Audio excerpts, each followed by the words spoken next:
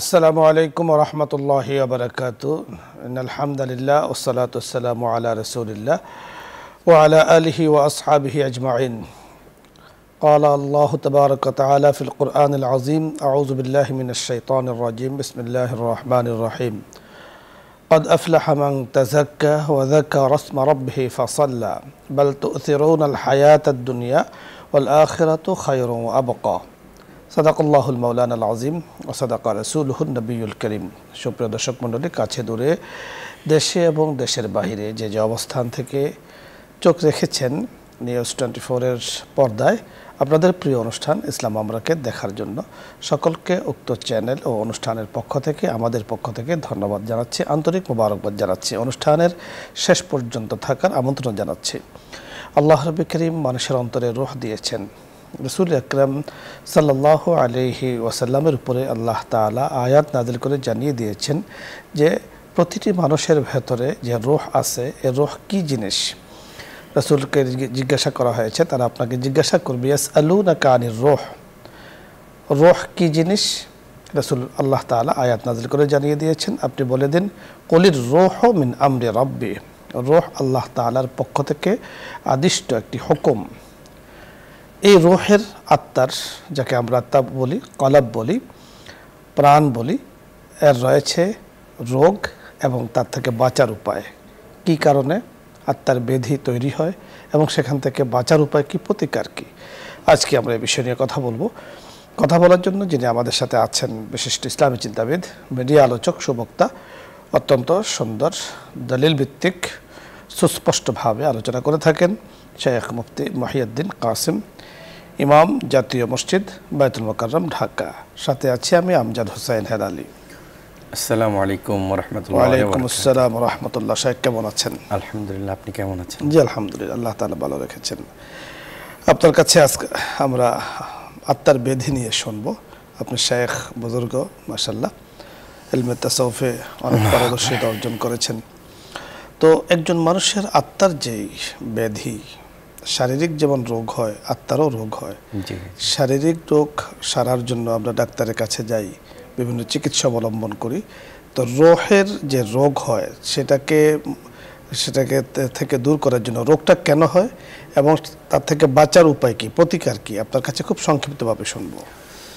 আলহামদুলিল্লাহি ওয়ালিজ্জিহ ওয়াসসালাতু লিওয়ালিজ্জিহা আম্মা বা'দ ফাআউযু বিল্লাহি মিনাশ শাইতানির রাজীম বিসমিল্লাহির রহমানির রহিম ক্বাদ আফলাহা মান যাক্কাহা ওয়া ক্বাদ খাবা মান দাসসাহা ওয়া ক্বালা রাসূলুল্লাহি সাল্লাল্লাহু তাআলা আলাইহি ওয়াসাল্লাম আলা ইন্না ফিল জাসাদি মুদগাহ ইযা সালাহাত সালাহাল জাসাদু কুল্লু ওয়া ইযা ফাসাদাত ফাসাদাল জাসাদু কুল্লু আলা ওয়া হিয়াল কলব আও কামা ক্বালা রাসূলুল্লাহি সাল্লাল্লাহু তাআলা আলাইহি ওয়াসাল্লাম। অত্যন্ত গুরুত্বপূর্ণ একটি বিষয়, খুবই গুরুত্বপূর্ণ একটি বিষয় আজকে আলোচনার জন্য নির্ধারণ করেছেন, আত্মার ব্যাধি ও তার প্রতিকার। দেখুন, আপনি যথার্থই বলেছেন, মানুষের অসুস্থতা, মানুষের ব্যাধি এটা দুই ধরনের। একটা হলো শারীরিক ব্যাধি, শারীরিক অসুস্থতা, আর একটা হলো আত্মার ব্যাধি, আত্মার অসুস্থতা। শারীরিক ব্যাধি, আমরা যখন ব্যাধিগ্রস্ত হই, আমরা যখন অসুস্থ হই, তখন প্রত্যেকটা মানুষ, ছোট বড়, নারী পুরুষ, সকলেই সুস্থ হওয়ার জন্য অস্থির হয়ে ওঠে এবং কিভাবে সুস্থ হওয়া যাবে, চিকিৎসা গ্রহণ করা যাবে, এর বিভিন্ন উপায়, ভালো থেকে ভালো বিশেষজ্ঞ ডাক্তার আমরা খুঁজে বের করে আমরা চিকিৎসা গ্রহণ করে থাকি, করতেও হবে, এটা সুন্নাহ।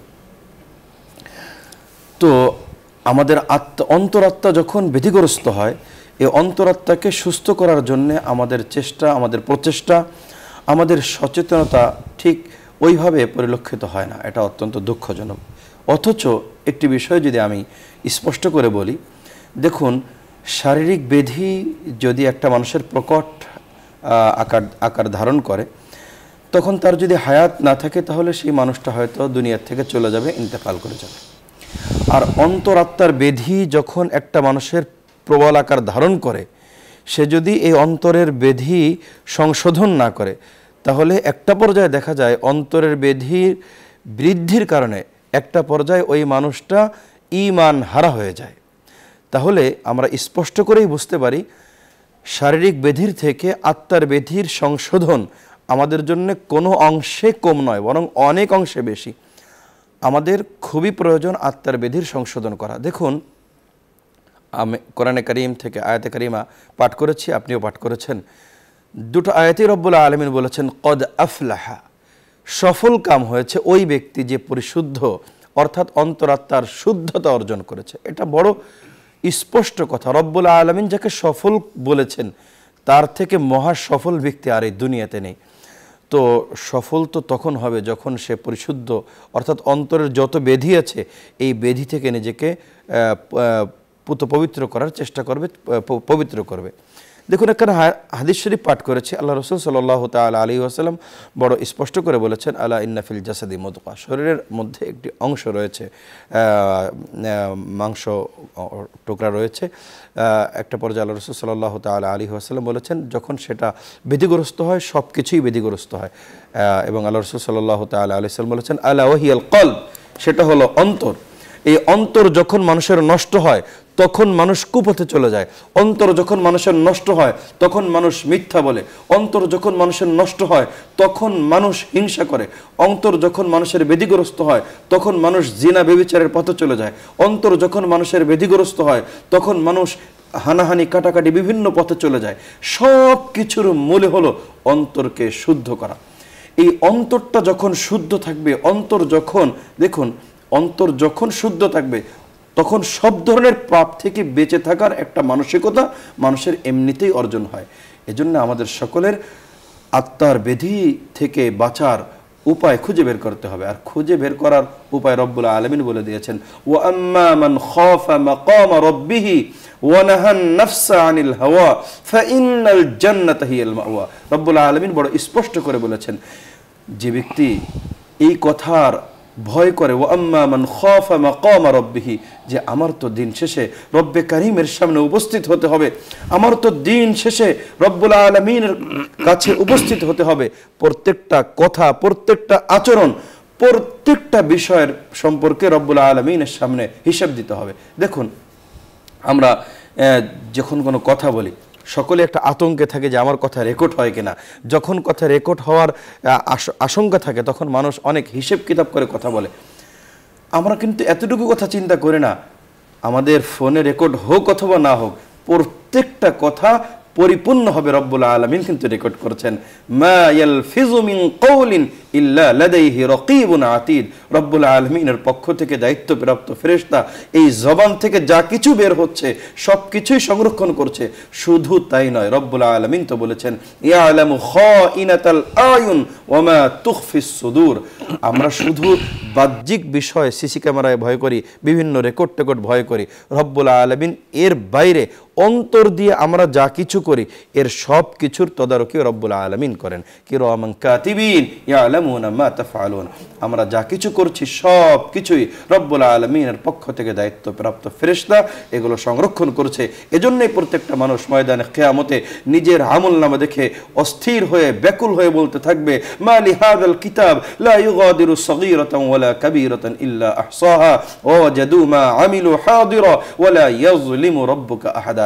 মানুষ ছোট থেকে ছোট যা কিছু করেছে সব কিছুই আমল নামায় দেখতে পাবে। এজন্য আসুন আমরা আমাদের আত্মা অন্তরের যে সমস্ত বেধি আছে, হিংসা আছে, গীবত আছে, কুদৃষ্টি আছে, মানুষের প্রতি আক্রমণ, জুলুম, নির্যাতন যা কিছু আছে, সমস্ত আত্মার বেধি থেকে, অর্থাৎ আত্মার বেধির এক কথায় যদি আমরা বলি, আত্মার বেধির এক কথায় ব্যক্ত এভাবে করতে হবে যে রব্বুল আলামিনের নাফরমানির যত পথ আছে প্রত্যেকটা পথ মানুষ তখনই অবলম্বন করবে যখন আত্মা বেধিগ্রস্ত হবে।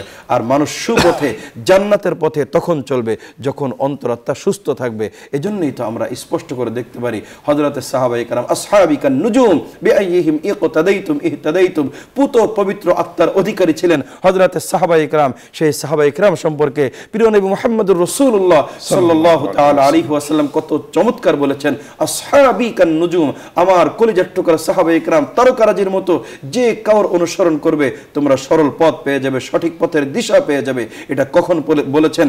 যখন রব্বুল আলামিন তাদের সম্পর্কে ঘোষণা করেছেন রাদিয়াল্লাহু আনহুম ওয়া রাদওয়ান, রব্বুল আলামিনও তাদের উপর সন্তুষ্ট আর তারাও রব্বুল আলামিনের উপর সন্তুষ্ট। অত্যন্ত চমৎকার ওই সময় হয়েছে যখন অন্তরাত্মা পরিশুদ্ধ। আসুন আমরা আমাদের অন্তরাত্মাকে পরিচ্ছন্ন করার চেষ্টা করি, গুনাহমুক্ত জীবন গড়ি, পাপ মুক্ত জীবন গড়ি, অপরাধ মুক্ত একটি সুন্দর আদর্শ জীবন গড়ি। আল্লাহ পাক তো সেই তৌফিক দান করুন। দর্শক মণ্ডলী, মুফতি মাহিউদ্দিন কাসেম অত্যন্ত চমৎকার সুন্দরভাবে আমাদেরকে বুঝিয়ে বলেছেন, বোঝানোর চেষ্টা করেছেন যে আল্লাহ রাব্বি কারীমের পক্ষ থেকে যে আমাদের ভেতরে রূহ বা আত্মা রয়েছে তার ব্যাধি কেন হয়, গুনার কারণে, অপরাধের কারণে তা হয়ে থাকে। আর রাসূল আকরাম সাল্লাল্লাহু আলাইহি ওয়াসাল্লাম বলেছেন, আল কিযব উম্মুল ইসমে, মিথ্যা সকল অপরাধের মূল।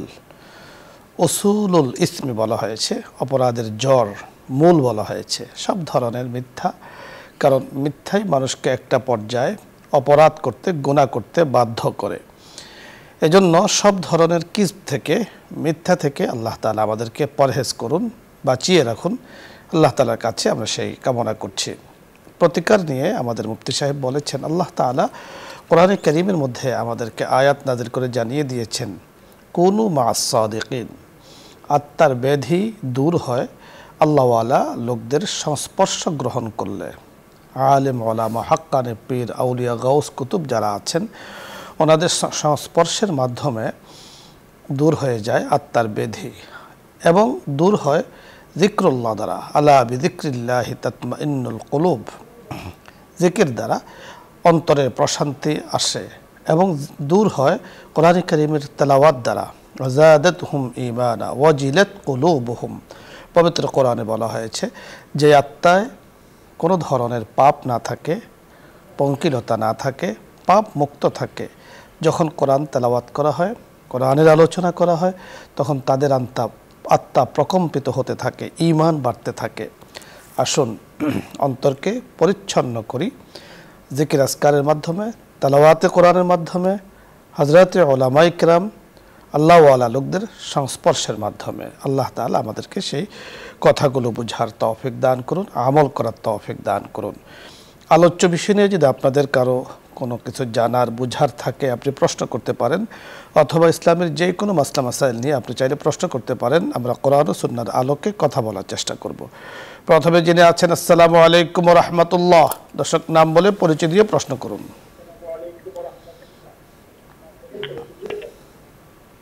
ওয়ালাইকুম আসসালাম হুজুর। জি হুজুর, একটা দোয়া আছে, পরশমণির দোয়া, নুরানি হাদিসে। ওই দোয়াটা কি, যে ফজিলত গুলো লেখা আছে ওইগুলো কি সত্যি হুজুর? একটু বলবেন। আর কিছু না হুজুর। আপনাকে ধন্যবাদ। আপনি যে কিতাবের নাম বলেছেন, হয়তো নুরানি কোনো বই, নুরানি কোনো শব্দ আছে, সেখানে নুরানি হাদিস বলেছেন। সকল হাদিসেই আসলে আল্লাহ তাআলা নূর দ্বারা ভরপুর করেছেন, যেহেতু হাদিসগুলো রাসূল আকরাম সাল্লাল্লাহু আলাইহি সাল্লামের থেকে এসেছে। যদি হাদিসগুলো সহিহ এবং সনদে, মতনের দিক থেকে ঠিক থাকে। অনেক হাদিস আবার আছে যেগুলো বানানো, মওযু হাদিস বলা হয়, সে অন্য আলোচনা। তো আপনি বলেছেন যে এই কিতাবের মধ্যে যে হাদিসগুলো আছে, আপনি আসলে বইয়ের নাম মনে হয় সঠিকভাবে বলতে পারেননি, আপনি আরেকবার দেখে নিন। অবশ্যই আপনাকে লেখক কে কি লিখেছেন এটা আপনাকে জানতে হবে। দোয়াটা স্পষ্ট করে বললে, দোয়াটা স্পষ্ট করলেও আমরা বুঝতে পারতাম যে দোয়াটা সহিহ সনদে আছে কিনা। আমরা চেষ্টা করতাম আপনাকে বুঝিয়ে বলার জন্য। তো আপনি কিতাবটি দেখুন। তবে আপনার কাছে যদি পুরুষ কেউ থাকে তাহলে আপনার কাছাকাছি হাক্কানি উলামায়ে কেরাম অনেকে আছেন, ওনাদের সাথে বইটা পাঠিয়ে আপনি যদি সেখান থেকে সাপোর্ট নেন তাহলে ইনশাআল্লাহ আপনি উপকৃত হবেন। আমরা পরবর্তী দর্শকের কথা শুনবো। জি, আসসালামু আলাইকুম ওয়া রাহমাতুল্লাহ। ওয়ালাইকুম আসসালাম। ভালো আছেন হুজুর? আলহামদুলিল্লাহ। হুজুর, আমি যশোর থেকে বলছি, নুরুন নাহার। জি বলুন। হুজুর, বলছি যে আমার হাজবেন্ড আপনাদের অনুষ্ঠানটা খুবই প্রাণ ভরে, আগ্রহের সাথে, এবং অনেক আগে থেকেই, শুরু হওয়ার আগে থেকে বসতেন এবং আমাকেও বসার জন্য ডাকতেন। উনি আর আমাদের মাঝে নেই হুজুর। আল্লাহ পাকের ডাকে সাড়া দিয়ে চলে গেছেন। আপনারা জন্য একটু দোয়া করবেন। আপনার সাথে সাথে তারও চোখের পানি ঝরতো এই অনুষ্ঠানে, দোয়া অনুষ্ঠানে। হুজুর, উনি যেদিন ইন্তেকাল করেছেন, আমার প্রশ্ন, সেদিন ছিল শুক্রবার। উনি হসপিটালের বেডে ছিলেন, ওনার একটা অপারেশন হয়েছিল। উনি বারবার বলছেন, আমাদের খুবই বাড়ির কাছে মসজিদ, শুক্রবার দিন সবার আগে গেছেন মসজিদে, এবং ওই জন্য বলছেন মসজিদে যাবো, আমাকে রেডি করো, কাপড় দাও, এটা দাও। তা আমি আমার মেয়ে বলছিলাম যে তো তুমি অসুস্থ, হসপিটালে বেডে যাওয়া যাবে না, তুমি এখানেই নামাজটা করো। তো বলছেন বেডটা ঘুরিয়ে পশ্চিম মুখ করে। আমরা বললাম হসপিটালের বেড, টেবিলের বেড ঘোরানো যায় না, তুমি এভাবে পড়ো, নামাজটা নিশ্চয় হয়ে যাবে। তারপরে উনি ওই বেডেই উনি তকবীর দিয়ে ভালো করে সুন্দর করে জোহরের নামাজটা পড়লেন। এবং আসরের সময় থেকে ওনার অবস্থাটা খারাপ হয়ে যায়, অক্সিজেন লেভেল কমতে থাকে। তখনও বলেছেন নামাজ পড়বো, আসরের কত ওয়াক্ত হলো কিনা, কয়টা বাজে, কিন্তু পড়েছেন কিনা বলতে পারি না, আমাকে তো সরাই দেওয়া হচ্ছে ওনার কাছ থেকে। আর মাগরিব ইশার সময় বুঝতে পারিনি নামাজের কথা বলেছেন কিনা। তারপরে ওনার ইশার পরে ইন্তেকাল হয়। তো এই নামাজের কি কাফারা কি? ধন্যবাদ আপনাকে, অত্যন্ত গুরুত্বপূর্ণ। আরো প্রশ্ন আছে, দুটো প্রশ্ন হুজুর করি। বলুন। আরো প্রশ্ন করি হুজুর। বলুন। আর হুজুর কালকে যে আপনি বলছিলেন যে ওই অসুস্থতার জন্য বিসমিল্লাহ আলহামদুলিল্লাহ, ওইটা একটু ঠিক করে বলবেন, আমি শুনে নেব। আর হুজুর আমি ফজরের ওই ইশরাকের নামাজটা 6:10 পড়েছি। আমাদের এখানে এই 6:41 আর কি সূর্যোদয় হয়ে যায়। আমার কি এটা হয়েছে পড়া কতটা ঠিক টাইম? 5:41। ধন্যবাদ আপনাকে। সম্ভবত আপনি যশোর থাকেন, আপনাদের ওখানে 5:41 যদি সূর্য ওঠে, 6টায় নয় 5:41 সূর্য ওঠে, তাহলে 6:10 আপনি পড়েছেন, ঠিক আছে। সময় যতটুকু পড়েছেন ঠিক আছে, যেহেতু সময়টি উঠানামা করে কোনো সমস্যা নেই। আমরা ইন্না লিল্লাহি ওয়া ইন্না ইলাইহি রাজিউন পড়ছি। আপনার স্বামী ইন্তেকাল করেছেন, তবে সবচেয়ে ভালো লেগেছে যে ওনার মৃত্যুর হালাত আপনি যা বয়ান করেছেন, অত্যন্ত নেককারের মওতের লক্ষণ এটা দেখা যায়। শুক্রবার দিন ইন্তেকাল করেছেন এবং মানুষ যখন মুমূর্ষ অবস্থায় পড়ে তখন সারা জীবন যা নিয়ে জপে সেটাই মুমূর্ষ অবস্থায় তার জবান দিয়ে বের হয়, আল্লাহ তাআলা বের করেন। তখন কিন্তু এখানে বানাওয়াটের কিছু নেই। তো উনি যে নামাজের কথা বলছেন, নামাজের যে ওঠা, এটা খুবই ভালো লক্ষণ। এবং শেখ আমরা পেয়েছি কিতাবে এরকম আছে যে দুনিয়াতে যে যা নিয়ে থাকে, যাকে ভালোবাসে, যাকে অন্তরাত্মা দিয়ে অন্তরে গহীনে জায়গা করে দেয়, কবরও কিন্তু ওইটা নিয়ে উনি জপতে থাকে, ওইটাই তারা আপনাকে আরেকটু ছোট্ট করে বলি। বুজুর্গানে দিন কিতাবের মাঝে বড় চমৎকার লিখেছেন, একটা মানুষ যখন কোনো এসির রুমের কাছাকাছি যাওয়ার চেষ্টা করে, যত কাছে যায় শীতলতা অনুভব করে।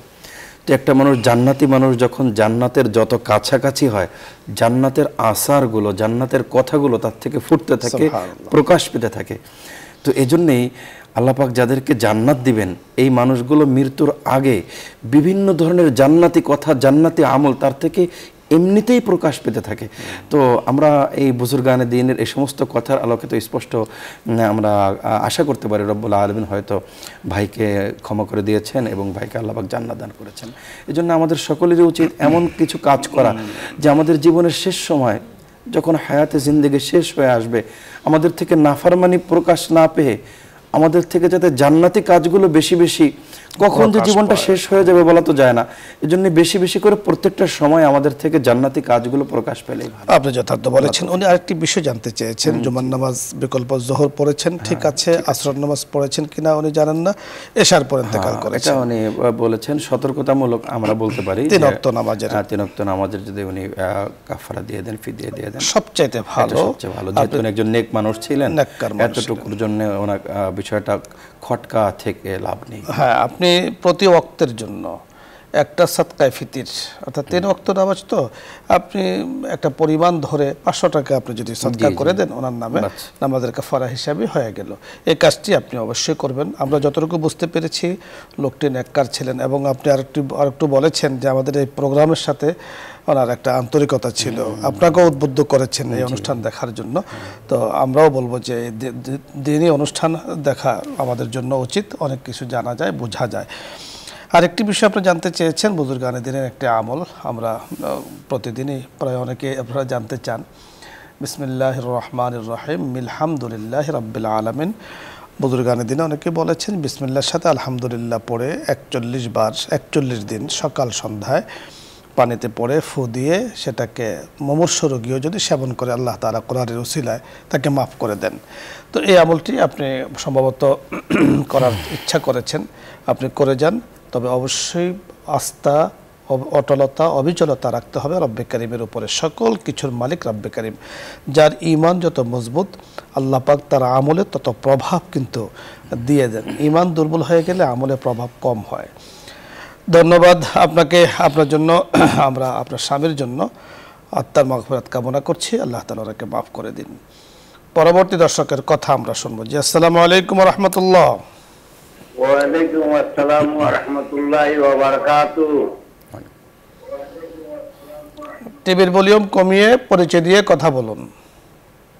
আমি আইবাদি বলছিলাম কেরানীগঞ্জ থেকে। জি বলুন। হুজুর, আমরা যারা আমার কোরআন খতম করতে আজকে, তো আমরা যারা দোয়া করার লাগে আমার খুব ইচ্ছা, এই জন্য আমরা করে ফোন করলাম।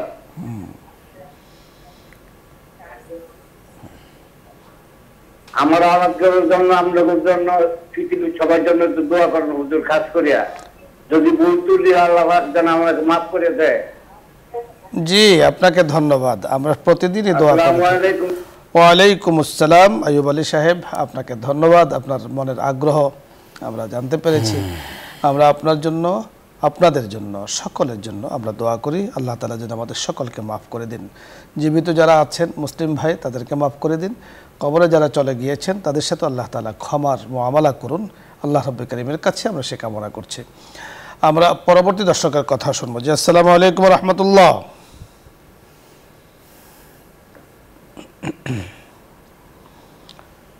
দর্শক শুনতে পাচ্ছেন? আসসালামু আলাইকুম।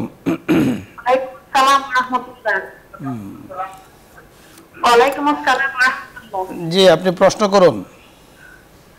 হুজুর, আমি জানতে চাচ্ছি, আমি জানতে চাচ্ছি যে মৃত ব্যক্তি মানে মুমূর্ষু রোগী যে মৃত্যু যন্ত্রণায় ছটফট করছে, এই সাপ রূপে করে কানে ফুদলে নাকি মৃত্যুর যন্ত্রণা কমে যায়, কিংবা মৃত্যু যদি না থাকে তাহলে ধন্যবাদ। আপনি টিভির ভলিউম বাড়িয়ে রেখেছেন, কথাগুলো স্পষ্ট আমরা বুঝতে পেরেছি। আপনার জানার বিষয়ে কথা বলছি, আপনি শুনতে থাকুন।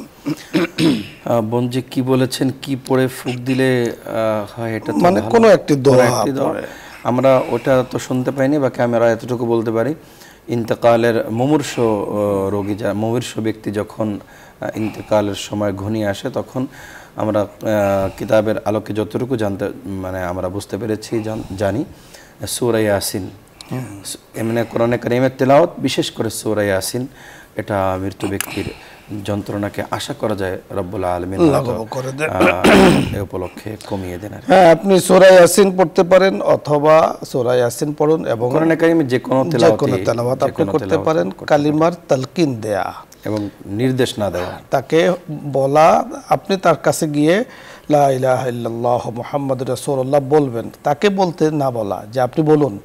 আল্লাহ না করুন যদি উনি অস্বীকার করেন, ওই সময়টা কিন্তু কঠিন হয়ে উনি কবরে যাবেন। এই জন্য আপনার মুখের কথা শুনে, আওয়াজ শুনে উনি তখন বুঝতে পারবেন, আপনার সাথে সাথে মুখ আওড়াতে থাকবেন, উনি বলতে থাকবেন।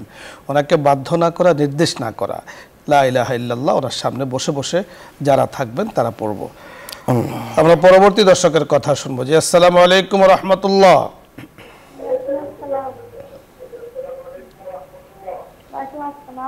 টিভির ভলিউম কমিয়ে কথা বলি। জি, আমি অনেক দিন ধরে এইটাই দেখি হুজুর, কিন্তু লাইন পাইনি। আজকে পেয়েছেন। টিভির ভলিউম কমিয়ে কথা বলি।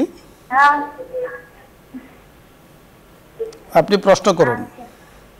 হুজুর, আমি জানতে চাই যে আমার দুটো ছেলে হুজুর সরকারি চাকরি করে, কিন্তু আমার স্বামী মারা গেছে,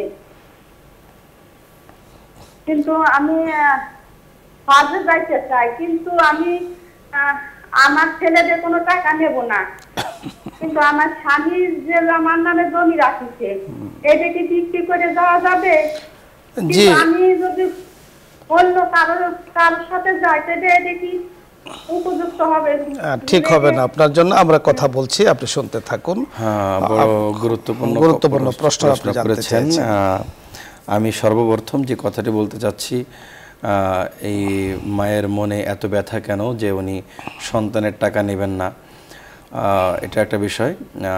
মূল প্রথমে ওনার বিষয়টা আগে বলছি যে ওনার নিজের সম্পদ উনি বিক্রি করে যাবেন, এতে কোনো সমস্যা নেই, এটা উনি যেতেই পারেন। তবে একটা বিষয়, সেটা হলো উনি মাহরাম কারোর সাথে যেতে হবে। অন্য কারো অর্থ এমন কোনো ব্যক্তির সাথে উনি যেতে পারবেন না যিনি ওনার মাহরাম নয়, এমন ব্যক্তির সাথে উনি যাবেন না। ছেলেদের সাথে কেন দূরত্ব সৃষ্টি হয়েছে, কেন উনি রাগান্বিত হয়েছেন, একটি শব্দ উল্লেখ করেছেন, ছেলেরা সরকারি চাকরি করে, তো সরকারি চাকরি করা তো না, ওটা যদি ওর কোনো কারণ বলেন নেই, ওটা কারণ বলেন নেই, ওটাকে কারণ হয়তো নাও হতে পারে। যে কোনো মানুষের বৈধ উপার্জন অবশ্যই আছে, নিঃসন্দেহে আছে। তো আপনি আপনার সন্তানদের থেকে কেন টাকা নেবেন না? সন্তানের আনতা ওয়া মালুকা লিআবিক, আল্লাহ রাসূল সাল্লাল্লাহু তাআলা আলাইহি ওয়াসাল্লাম তো বলেছেন, সন্তানের সম্পদ পিতামাতার সম্পদ, সন্তানের সম্পদের উপর পিতামাতার অধিকার রয়েছে, হক রয়েছে, আপনি অবশ্যই নেওয়ার অধিকার আপনার রয়েছে, এবং তাদের মাধ্যমে যাওয়া এটা আপনার জন্য সবথেকে বেশি ভালো। তাছাড়া যদি আপনি যথার্থ বলেছেন, সরকারি চাকরি মুফতি সাহেব আপনিও করেন, আপনার সাথে আমরা যদি কখনো হজে যাই ইনশাআল্লাহ, আল্লাহ তাআলা কবুল করলে, সরকারি চাকরি করা, লেখাপড়া করিয়েছেন, সরকারি চাকরি পেয়েছে, খুবই ভালো। তো সম্ভবত অন্য কোনো কারণে দূরত্বতা আছে, তো সেটাকে মা সন্তানে কমিয়ে ওদেরকে নিয়ে বা ওদের সাথে আপনি যদি হজে যান তাহলে সবচাইতে ভালো। কারণ আপনার সন্তানের সাথে মান অভিমান থাকতে পারে, দূরত্ব যতই থাকুক আপনার জন্য সবচাইতে আপন কিন্তু তারাই। যেই সন্তানকে সাথে নিয়ে মা বাইতুল্লাহ যেতে চায় না, ওই সন্তানের দুনিয়ায় বেঁচে থাকা না থাকা সমান। এজন্য সন্তানের অবশ্যই সংশোধন হওয়া দরকার, সন্তানের অবশ্যই পরকালের উদ্দেশ্যে মায়ের মনকে সন্তুষ্ট করা দরকার। আল্লাহ রাসূল সাল্লাল্লাহু তাআলা আলাইহি ওয়াসাল্লাম তো বলেছেন, হুমা জান্নাতুকা আও নারুক, এই মাতা পিতাই তোমার জান্নাত অথবা জাহান্নাম। ওই সন্তান কি জানে না তাদের সন্তানের আচরণও তার জন্য অপেক্ষা করছে? সে যদি তার মাকে সন্তুষ্ট না করতে পারে, একদিন তার এই আদরের সন্তানের মাধ্যমে সেও ব্যথিত হবে, সেও দগ্ধ হবে। আপনি যথার্থ বলেছেন। আমরা পরবর্তী দর্শকের কথা শুনবো। জি, আসসালামু আলাইকুম ওয়া রাহমাতুল্লাহ। আসসালামু আলাইকুম। ওয়া আলাইকুম আসসালাম। এটা কি ইসলামে আমরা? জি, আমি একটা প্রশ্ন করতাম। প্রশ্ন করুন। টিভির ভলিউম এত বাড়িয়ে রেখেছেন যে কথা বোঝা যাচ্ছে না, আপনি একেবারে কমিয়ে কথা বলুন।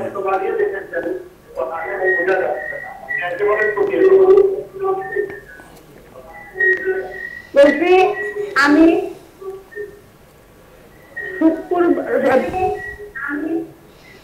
বৃহস্পতিবারের রাত্রে যদি আমি কোরআন শরীফ সূরা কাহাফ পড়ি। জি, আপনাকে ধন্যবাদ।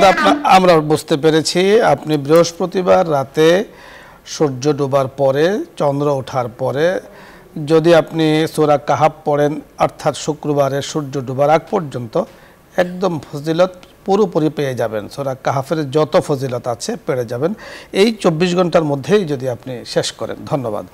পরবর্তী দর্শকের কথা আমরা শুনবো। জি, আসসালামু আলাইকুম ওয়া রাহমাতুল্লাহ।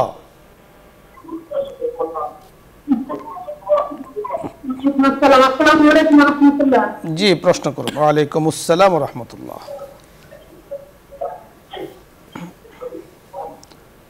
জি হুজুর, আমার প্রশ্নটা হচ্ছে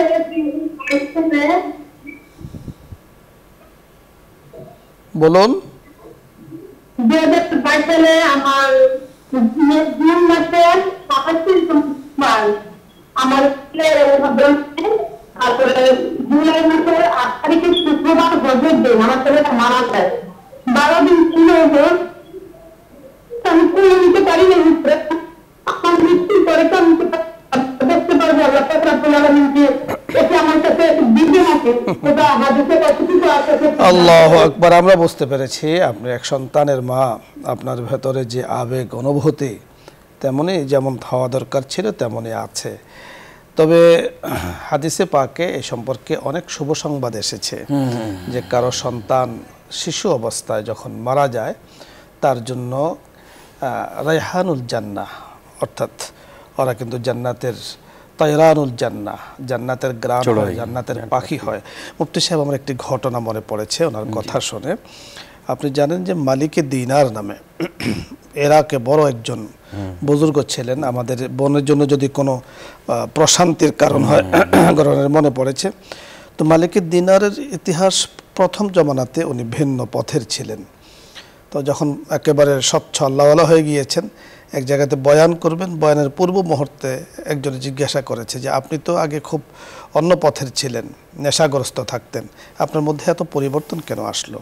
তখন উনি চোখের পানিগুলো ছেড়ে দিয়েছেন। তখন উনি বলেছেন, আমার কারণ হলো আমার একটি সন্তান, শিশু সন্তান, তার উসিলাই আমি যখন যেতাম তখন সে পছন্দ করতো না, ফেলে দিত। তো এই সন্তানের কারণেই আল্লাহ তাআলা আমার মধ্যে পরিবর্তন দিয়েছেন। তা এখন সন্তানটা নেই, 3 বছর বয়সে সে ইন্তেকাল করেছে। তো উনি বলেন যে আমি এক শবে কদরে রাত্রে ঘুমিয়েছিলাম, তখন স্বপ্নে দেখলাম যে বিষাক্ত একেবারে লম্বা চড়া শক্তিশালী এক সাপ আমাকে দৌড়াচ্ছে। অনেক দূর যাওয়ার পরে একজন বুজুর্গরে পাইলাম, একেবারে দুর্বল, জীর্ণ শীর্ণ। তো সাপ যখন আমাকে দৌড়াচ্ছে তখন লোকটা বলল যে আপনি পাহাড়ের উপরে উঠেন। পাহাড়ের উপরে উঠে দেখি ওই পাশে আগুন, এ পাশে সাপ, আসলে বাঁচার কোনো উপায় নেই। তখন ওই দুর্বল লোকটি আমার পেছনে এসে আমাকে বলল যে আপনি আর একটু আগান, তো একটা ঘর দেখতে পাবেন। সে ঘরের কাছে গেলাম, দেখলাম যে অনেকগুলো শিশু বাচ্চা ভেতরে, ওদের মধ্যে আমার যে বাচ্চাটি ইন্তেকাল করেছে সেও আমার বাচ্চাটা আসলো, এসে আমাকে দেখতে পেলো যে বাবা তুমি এখানে, ব্যাপার কি? তখন আমার শিশু বাচ্চাটি বলল যে বাবা তুমি তো বড় কষ্টে আছো, তোমার চেহারা দেখে বোঝা যায়, তোমাকে যে বিষাক্ত সাপ দৌড়াচ্ছে ওইটা তোমার বদামল, এটাকে তুমি এত বেশি শক্তিশালী করেছ যে এখন তার থেকে তুমি বাঁচতে পারছো না। আর যে দুর্বল যাকে দেখতে পাচ্ছ এ হলো তোমার ন্যাক আমল, তোমার ন্যাক আমলটা একেবারে দুর্বল। তো তখনও শিশু বাচ্চাটি সাপকে আল্লাহ তাআলার কাছে দোয়া করেছেন, সেটা সাপও দূরে চলে গিয়েছে, আগুনও চলে গিয়েছে, উনি তখন সাপ আগুন থেকে মুক্তি পেয়েছেন। এই জন্যই শিশু বাচ্চা যখন মারা যায় তাদের জানাজার মধ্যে আমরা কিন্তু বলি জাআলহু লানা শাফিআন মুশাফফাআন আজরান যুখরুফান। ওরা কিন্তু আপনার জন্য অনেক আদরের হবে, সুপারিশ করবে। আপনার সবচেয়ে মনের আক্ষেপ, যে আবেগের অত্যন্ত কথা আপনি বলেছেন যে আমি কি জান্নাতে গিয়ে পরকালে ওকে একটু কোলে নিতে পারবো কিনা। আল্লাহু আকবার, আপনি পারবেন ইনশাআল্লাহ। আল্লাহ রাব্বুল কারীম আপনাকে সেই তৌফিক দান করুন। তবে ধৈর্য ধারণ আপনাকে করতে হবে, নেয়ামাল বদল আল্লাহ তাআলা দান করেন। প্রত্যেকটা মানুষকেই আল্লাহ তাআলার যে ফয়সালা হয়, আল্লাহ পাক আপনি কষ্ট পাচ্ছেন, আল্লাহ তাআলার বদলা আপনাকে ভালো, নেয়ামাল বদল মানে যা চলে গিয়েছে তার থেকে উত্তমটা আপনাকে দান করবেন দুনিয়া এবং পরকালে। আশা করছি আপনি বুঝতে পেরেছেন। শায়েখের কাছ থেকেও এ সম্পর্কে কিছু কথা শুনতে খুব মনে চাচ্ছে, কিন্তু আমাদের হাতে সময় একদম নেই, আমরা আরেকদিন শুনে নেব ইনশাআল্লাহ। ধন্যবাদ শায়েখ আপনাকে। দর্শক মণ্ডলী আপনাদের সকলকেও ধন্যবাদ। অনেক সুন্দর সময় আমরা পার করছি, লম্বা সময়, যদিও মিনিট চলে গিয়েছে অনেকগুলো, মনে হচ্ছে যে অল্প সময় আমরা এখানে বসে কথা বলছি। আল্লাহ রাব্বুল কারীমের কাছে আমরা দোয়া করছি আল্লাহ তাআলা যেন আমাদের এই অনুষ্ঠানকে কবুল করেন এবং নাজাতের জরিয়া বানিয়ে দেন ইহ এবং পরকালে। আল্লাহ তাআলা যেন আমাদের জন্য সর্বাবস্থায় খায়র ও কল্যাণের ফয়সালা করেন। রাব্বুল কারীমের কাছে সে কামনা করছি আপনাদের সকলের জন্য। আল্লাহ রাব্বুল কারীমের কাছে দোয়া করছি, আপনাদের কাছেও আমরা দোয়া চাচ্ছি আল্লাহ তাআলা যেন আমাদের সকলকে ভালো রাখেন। সকলকে ধন্যবাদ। আগামী অনুষ্ঠানের আমন্ত্রণ জানিয়ে আজকের মতো বিদায় নিচ্ছি। আসসালামু আলাইকুম ওয়া রাহমাতুল্লাহি ওয়া বারাকাতুহু। দোয়া হবে, দরুদ ইস্তেগফার পাঠ করি। اللهم صل على محمد وعلى آل محمد كما صليت على إبراهيم وعلى آل إبراهيم إنك حميد مجيد. اللهم بارك على محمد وعلى آل محمد كما باركت على إبراهيم وعلى آل إبراهيم إنك حميد مجيد. أستغفر الله ربي من كل ذنب وأتوب إليه لا حول ولا قوة إلا بالله العلي العظيم. الحمد لله رب العالمين والصلاة والسلام على سيد الأنبياء والمرسلين. ربنا ظلمنا أنفسنا وإن لم تغفر لنا وترحمنا لنكونن من الخاسرين. ربنا فاغفر لنا ذنوبنا وكفر عنا سيئاتنا وتوفنا مع الأبرار. اللهم رب ارحمهما كما ربياني صغيرا রব্বুল আলামিন, আপনি আমাদের জীবনের সমস্ত ভুল ত্রুটি মাফ করে দেন, আমাদের সমস্ত গুনাহ খাতাগুলো মাফ করে দেন, আমাদের আপনজন সকলকে আপনি মাফ করে দেন। আল্লাহ, বিশেষ করে যারা অন্ধকার কবরে শায়িত হচ্ছে, আল্লাহ তাদের কবরগুলোকে আপনি জান্নাতের বাগিচা বানিয়ে দেন। রব্বুল আলামিন, এই অনুষ্ঠানের সাথে যারা যুক্ত আছেন, যারা দোয়া চেয়েছেন, সকলকে আপনি আল্লাহ কবুল করে নেন। সকলের দিলের সমস্ত নেক মাকাসিদগুলোকে আপনি পূর্ণ করে দেন। এক ভাই কোরআনে কারীমের খতম করেছে, আল্লাহ তার তিলাওয়াতকে আপনি কবুল করেন। রব্বুল আলামিন, আর এক বোন তার স্বামীর জন্য দোয়া চেয়েছেন, রব্বুল আলামিন তাকে আপনি জান্নাতের ফয়সালা করে দেন। রব্বুল আলামিন, আর এক বোন তার সন্তান দুনিয়া থেকে চলে গিয়েছে, দোয়া চেয়েছে, আয় আল্লাহ তাকে সবরে জামিল আপনি নসিব করেন। রব্বুল আলামিন, আমাদের অনুষ্ঠানের সাথে যারাই দেশ বিদেশে যুক্ত রয়েছে সকলকে আপনি কবুল করেন, সকলকে আপনি দুনিয়া আখিরাতে সুন্দর জীবন আপনি দান করেন। এই অনুষ্ঠানের পৃষ্ঠপোষক বসুন্ধরা গ্রুপের সম্মানিত চেয়ারম্যান সাহেবের হায়াতের মধ্যে বরকত দান করে দেন। বসুন্ধরা গ্রুপের এমডি সাহেব সহ এই পরিবার পরিজনের যারা আছেন, দেশে বিদেশে অবস্থান করেছেন, সকলকে আপনি হায়াতে তৈয়বা দান করে দেন, দ্বীনের খিদমত করার তৌফিক দান করে দেন। বসুন্ধরা গ্রুপের যত ব্যবসা প্রতিষ্ঠান দেশে বিদেশে রয়েছে, আল্লাহ প্রত্যেকটা ব্যবসা প্রতিষ্ঠানের মধ্যে আপনি বারাকা দান করেন, সর্বধরনের অনিষ্ট থেকে আপনি হেফাজত করেন, সর্বধরনের অকল্যাণ থেকে আপনি হেফাজত করেন। রব্বুল আলামিন, আয় আল্লাহ আমাদের সকলকে বেশি বেশি ভালো কাজগুলো করার তৌফিক দান করেন, অন্তরাত্মার পরিশুদ্ধ করার তৌফিক দান করেন, অন্তরের বেধি সম্পর্কে সচেতন হওয়ার তৌফিক দান করেন। রব্বুল আলামিন, জাহান্নামের পথ পরিহার করার তৌফিক দান করেন, নাফরমানির পথ পরিহার করার তৌফিক দান করেন, সমস্ত খারাপ পথগুলো পরিহার করার তৌফিক দান করেন। আখিরাতের ভয় আমাদের অন্তরে আপনি দান করেন। রব্বুল আলামিন, জান্নাতের পথে ছুটে চলার তৌফিক দান করেন। রব্বুল আলামিন, আমাদের দেশের উপর আপনার খাস রহমত বরকত নাজিল করেন, দেশের প্রত্যেকটা মানুষকে সুখে শান্তিতে বসবাস করার তৌফিক দান করেন। আল্লাহ আমাদের দেশকে একটি আদর্শ, আল্লাহ একটি উন্নত সমৃদ্ধশালী দেশ হিসেবে গোটা বিশ্বের মানচিত্রে আল্লাহ বাংলাদেশকে আপনি কবুল করে নেন। আল্লাহ খনিজ সম্পদ দিয়ে আমাদের দেশটাকে আপনি পূর্ণ করে দেন। আল্লাহ আমাদের দেশটাকে একটি সমৃদ্ধশালী আল্লাহ একটা উন্নয়নশীল দেশ হিসেবে আপনি কবুল করেন। রব্বুল আলামিন, আয় আল্লাহ আমাদের সকলকে 5 ওয়াক্ত নামাজ জামাতের সাথে আদায় করার তৌফিক দান করেন। ইসলামের প্রত্যেকটা বিধানাবলী জেনে জেনে বুঝে বুঝে আমল করার তৌফিক দান করেন। রব্বুল আলামিন, যে সমস্ত কাজে অন্তরাত্মা আরো কলুষিত হয় সেই সমস্ত খারাপ কাজগুলো পরিহার করার তৌফিক দান করেন। আর যেই কাজ করলে অন্তরাত্মা পরিচ্ছন্ন হয়, কোরআনে কারীমের তিলাওয়াত, জিকরুল্লাহ, আল্লাহ ফিকর আখিরাত সহ বুজুর্গান দ্বীনের সান্নিধ্য অর্জন সহ যে সমস্ত ভালো কাজগুলি রয়েছে, এই কাজগুলো আমাদের বেশি বেশি করার তৌফিক দান করে দেন।